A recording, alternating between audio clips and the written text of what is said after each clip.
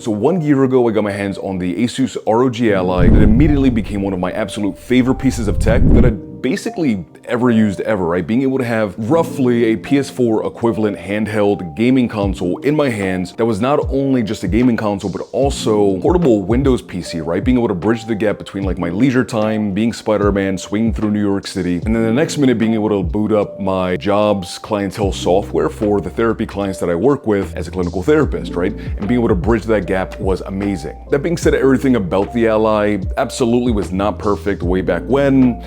And my thoughts over this last year have definitely changed alongside like the Legion Go and the Steam Deck, both the base version and the OLED. So if you guys are new here, my name is Dave, I do tech, and today I'm going to give you guys a pretty comprehensive, concise breakdown of the ROG Ally, what it offers you, and what you can expect now today compared to a year ago when it first released. Now very quickly, Asus did announce that there's going to be an Ally X coming out with increased storage, RAM, and battery capacity, which I'll be covering later on in the year, but that's something to keep in mind if you're looking at buying a 2023 Ally. There are some considerations to make there, but the biggest thing to note is that one's going to come out at around $700, where you can pick up a ROG Ally right now for around like $300, $400, and it's still going to have the same chipset in it. So taking a retrospective look back at the Ally when I first got my hands on it, there were a few core problems that I personally had with it. The first of which was the SD card reader. If you guys are new to the Ally and haven't heard anything about that,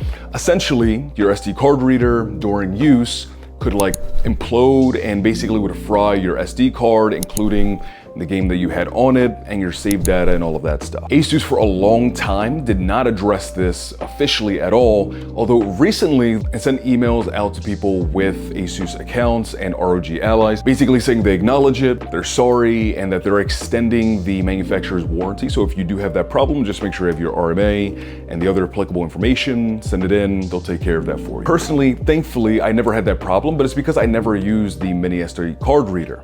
I personally upgraded my internal storage to 1 terabyte worth of space using a Lexar SSD. I'm not currently sponsored by them, not getting any kind of money, but I can genuinely say that the SSD has been really nice and it has improved my loading times and download speeds. I'm gonna have a link in the description down below. Again, not sponsored. I get no kickbacks if you use that link. But if you want to use it, that's the one that I'm using. The next thing were the dead zones on the sticks. Right out of the box when you first got the Ally, playing shooting games and games that needed precise stick movement, honestly did not feel amazing. You could definitely notice that there was a little bit more of a gap and delay in terms of like moving the stick in towards a certain portion and then you actually getting the responsiveness on the screen. Since that time, there have been an immense number of different updates. I know you have dead zone control and anti-dead zone control. And I can say for me personally, playing Cyberpunk 2077, for example, that's been an amazing experience, and they did a great job refining thumbstick controls and allowing you, the consumer, to tailor that experience the way that you want. But to this day, the speakers on the Ally are definitely better than the Legion Go. Those speakers really just are not great. And the close second would be the Steam Deck. The speakers on the Ally are just like really immersive, they're front facing, and they're not only loud, but they're very detailed speakers, and that goes a long way in the experience.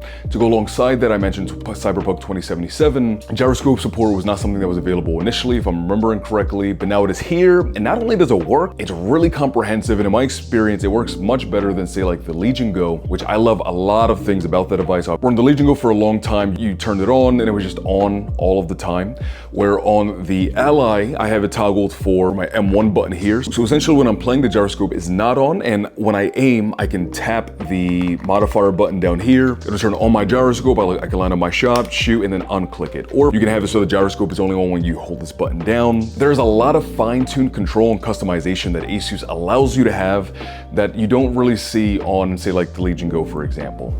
You can control the sensitivity, which buttons you use to activate it.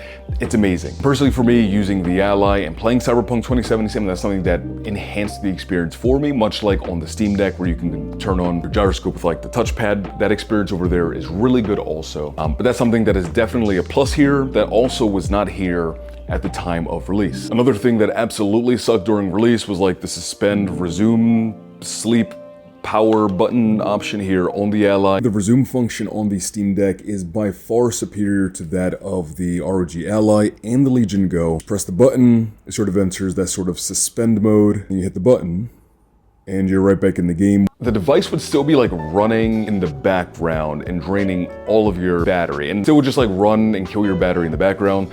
Or now, life has been super busy between the YouTube channel, my day job, and then also like the family, fiance stuff. I have not touched this and have not played a game. When I picked it up today right before recording this, it was still at 98%, which is the last battery percentage it was when I last used it a week ago. It's also much smoother now, actually picking up your games from where you last left off. And that's been an amazing quality of life feature. Something else that wasn't available at launch that is available today is AMD fluid motion frames and lossless scaling. And man, depending on the game that you're playing, it really does improve the performance of the game. Though some games, on the other side of this, you do get a sensation of additional input lag. It sort of defeats the purpose of the additional frames, but depending on the game you're playing, it can really enhance the experience. And again, this is something that was not available at launch, but is available today. Battery life. Still the worst of the three devices.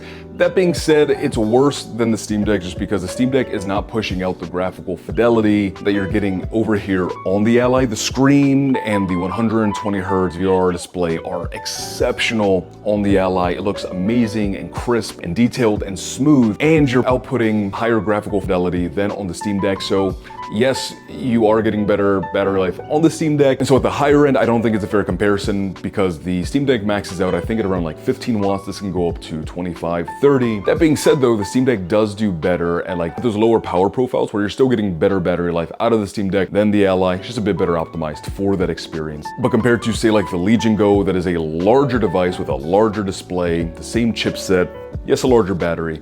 The Legion Go is still getting better battery life than the Ally. The Ally, I would say depending on the game that you're playing, I've been able to get like an hour to an hour and a half worth of battery life.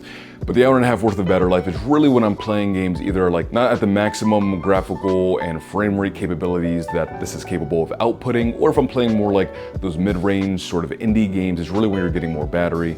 But long and short of it, it's like Legion Go and Steam Deck up here, and the Ally is still just a cup below them. I do have this NVMe power bank, not sponsored by them. I purchased that for like a long road trip to Buffalo that my family and I were on, so when I was in the back seat, play my games, and I have to worry about this dying on me. If you guys are looking for a powerful power bank that can support 65 watt charging for this, you're topped off at 100% battery the entire time, I'll have a link for that below for you guys. Okay, and I think that is about it. That's basically everything I think you guys need to know from like a practical standpoint from when the Ally first released all the way up until now. In terms of feel in the hand, I think that it feels really good. I think for me, it goes Legion Go, and then the Steam Deck, and then the Ally. It's not because the Ally feels bad, those just feel really good ergonomically. And again, I will tell you guys to keep an eye out on the Ally X. Again, it's going to be around $700, but if you're looking for a gaming device right now that is not only powerful, has great ergonomics, has great control, great graphics, but you're probably going to want a power bank for in those longer gaming sessions, the Ally is an amazing device. And to this day, I have no regrets of actually picking mine up, and it's only gotten better over time, which I think is definitely a testament to Asus's dedication to this space. And that's something that I think for all of us, especially me as a gamer, is definitely a positive. But thank you guys so much again for stopping by and hanging out. I wish you a fantastic remainder of your day, afternoon, or night, depending on the time it is you are watching this. And as always, peace, love, and adios. Bye guys, and have a great day.